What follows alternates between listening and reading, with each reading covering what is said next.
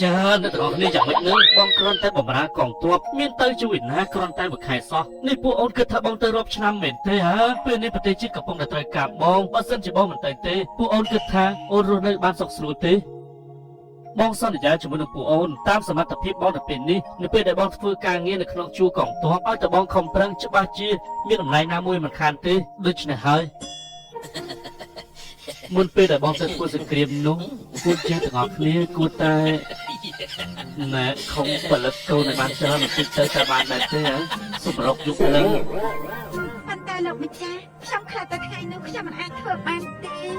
ណារឿងអីដែលថាធ្វើមិនបាននោះឬមួយក៏បងប្អូនអូនគឺគាត់មកលេងហ៎អាយ៉ាលោកប្តីឈួតឆេញអើគេមានផ្ទៃពោះហើយណាឆេញអើគេមានផ្ទៃពោះហើយណាថាម៉េចមានផ្ទៃពោះហើយពីម្សិលមិញបងស្រីទី2នឹងខ្ញុំទៅពិនិត្យមើលក៏ដឹងថាមានផ្ទៃពោះ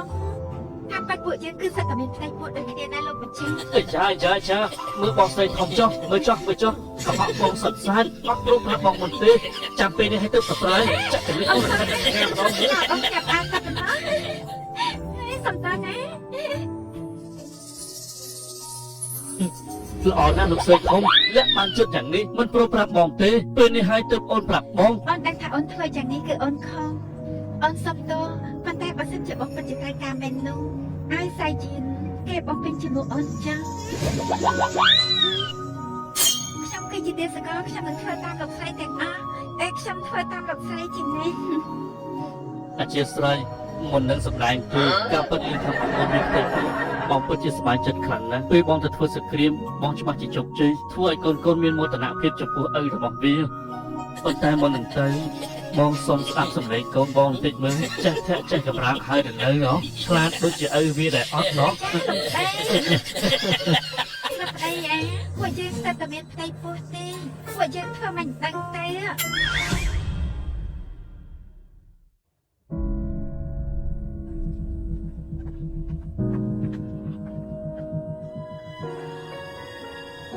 សម្លាញ់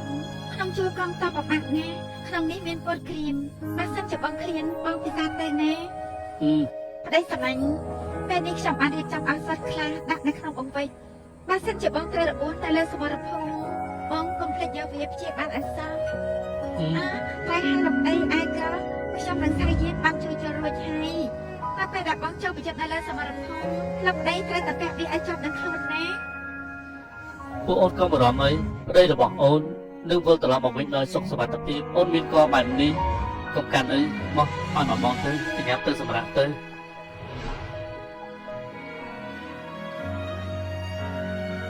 ដៃសម្រាប់តើបងឲ្យពួកយើងជូនបងទៅត្រឹមខាងភេទភូមិបានទេប៉ុន្តែពេលដែលពួកយើងបាច់គ្នាត្រូវហើយបងឲ្យពួកយើងជូនទៅត្រឹមខាងភេទភូមិទេណាបាទ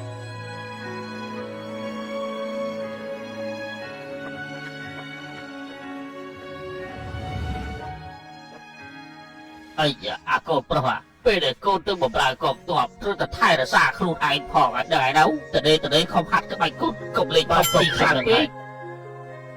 លោកតាលីមកដល់ហើយ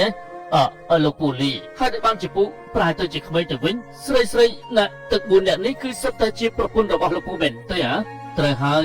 ពូគេទាំង4នាក់នេះគឺសិតតែជាប្រពន្ធរបស់ពូវ៉ាងខៃហេតុអីបានជាគ្មានអ្នកជួយដំណើរឯងអញ្ចឹងឬមួយឯងមិនទាន់យកប្រពន្ធមែនទេកូនប្រុសរបស់យើងនេះកាលពីយុគ3ទទួលដំណឹងថាទៅធ្វើកងទ័ពវាបានតាក់ទងទៅសង្សារវាអាចចេញអាម៉ៃសៃណោចសុំបែកខ្ទេចបាត់តោអាយ៉ាពុកកុំហាយគេកដាលមុខលោកពូអញ្ចឹងមើលសុំបីទៅវាក៏សុំបែកសង្សារវាថ្មីដែរពេលដែលត្រូវធ្វើកងទ័ពត្រូវតែផ្ដាច់មនុស្សចេតនាជាពិសេសគឺមនុស្សស្រីចាំពេលត្រឡប់មកវិញយកអា20 30ក៏បានដែរមានឆន្ទៈក្រាន់មើលដែរហើយឯងមើលចុះសម្ដីរបស់វាគឺនិយាយពាក្យប៉ែតហើយកាចាស់លីនៅក្នុងភពនេះគឺមានតែឯងទេដែលមានវ័យចាស់ជាងគេយើងឲ្យក្មេងៗទាំងអស់នេះនៅក្រោមអបាតរបស់ឯងហើយណាកាចាស់លី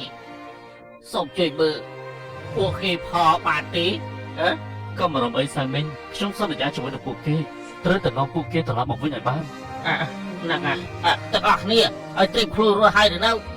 ទាំងអស់គ្នាលៀបប្រពន្ធហើយឬនៅបើអញ្ចឹង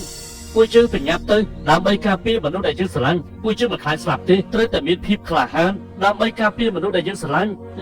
លោកពូនិយាយត្រូវហើយលោកតាលីនិយាយត្រូវហើយ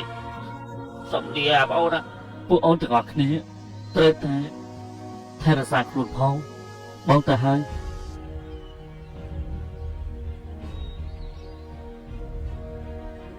ពុកខ្ញុំទៅសិនហើយកុំសើលេងចាក់ឆ្នោតពេកណា ជិះណាពួកយើងប្រញាប់ទៅ ប្តីសម្លាញ់បងត្រូវទៅត្រឡប់មកវិញណា ពួកយើងទៅ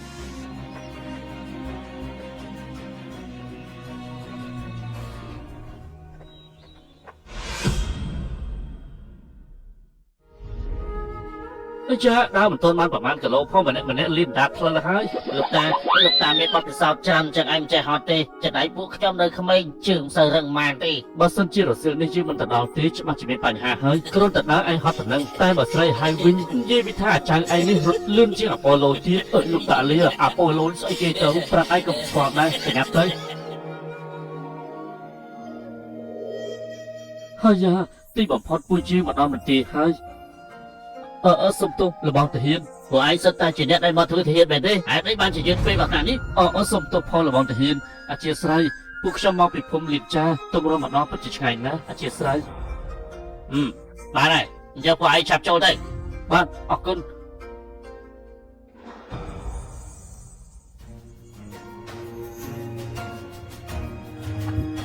សូមគោរពលោកបេតបពួកគេមកដល់ហើយសិតតែជាតបថ្មីទាំងអស់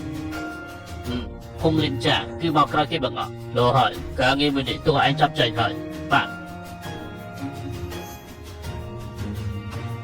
ហើយយ៉ាពិតជាសំណាងមែនមិននឹកស្មានថានាងបានមកធ្វើកងទ័ពចឹងដែរទេ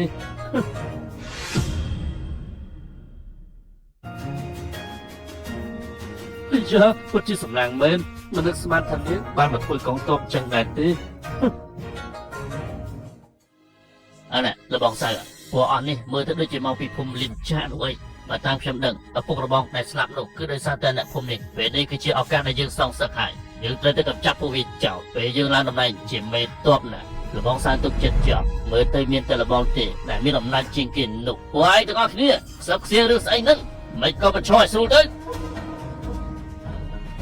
ថ្ងៃនេះយើងមានការប្រកួតមានថ្មចំនួន5ដែលមានទម្ងន់ចាប់ពី50គីឡូ80គីឡូ100គីឡូ150គីឡូនិង200គីឡូអ្នកដែលអាចលើកបានច្រើនគីឡូជាងគេនោះនឹងខ្លាយទៅជាមេតបប្រចាំនៅទីនេះស្រាប់យល់ហើយឬនៅយល់ហើយអញ្ចឹងឯងមុនគេមក